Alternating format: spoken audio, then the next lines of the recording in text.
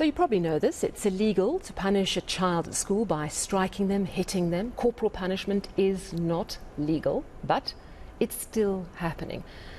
It's been illegal actually for 20 years. But the Western Cape and other provinces, they're all reporting it, but the Western Cape has recorded the most corporal punishment cases in South African schools. This is in a one-year period.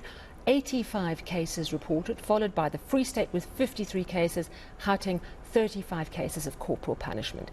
Teacher unions are shocked about the high numbers, given that corporal punishment has been outlawed for 2 decades. Ayesha Ismail has spoken to the Provincial Education Department in the Western Cape, and she joins us now. Ayesha, a good evening to you. So you've spoken to the Western Cape Education Department. Have they explained why they think they're top of the list? What's going wrong?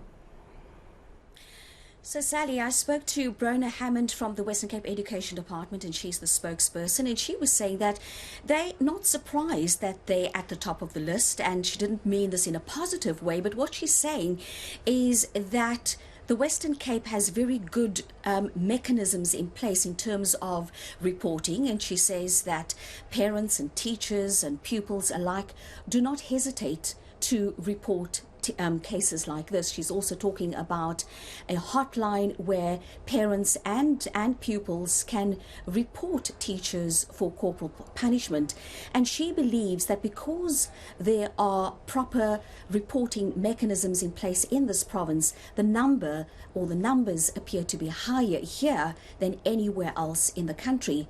But let's listen to what she had to say to explain this high number.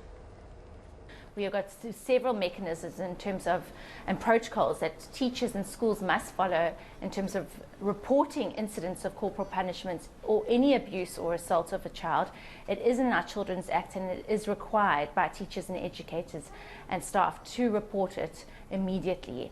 And we have various mechanisms such as our Safe Schools hotline, where reports can be done anonymously and support provided, as well as our Abuse No More protocol, which informs the teacher of the various steps they must take in terms of reporting this to the various authorities, and then the necessary support structures will come in terms of supporting the learner.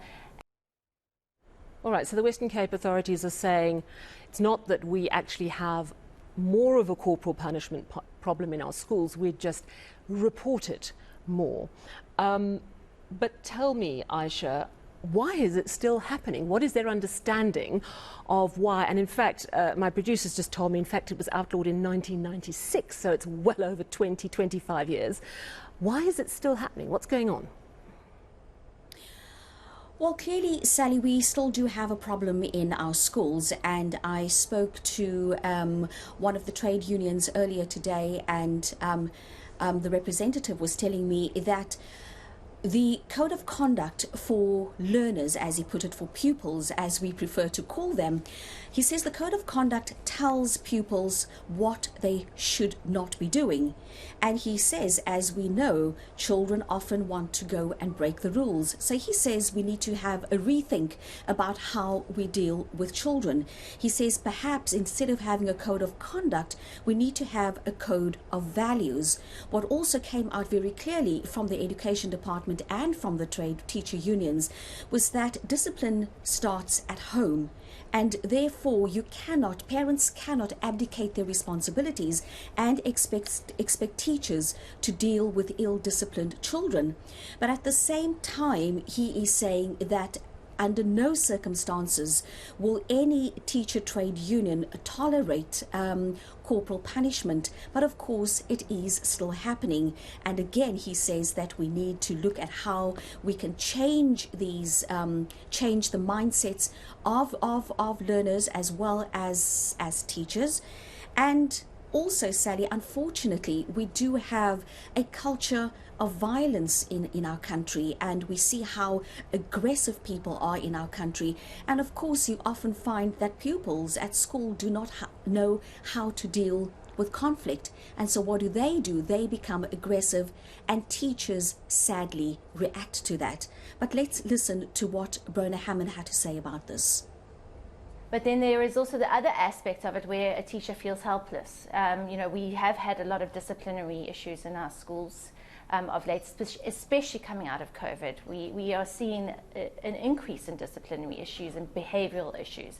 And we are trying to put programs in place to assist the learner in terms of dealing with those issues and to create disciplined school environments. And so obviously I think teachers are struggling with that in their classrooms when you've got a child that's on drugs and creating havoc in their class, and instead of acting out in ways in terms of disciplinary measures that does not include violence, they are hitting out at the learners.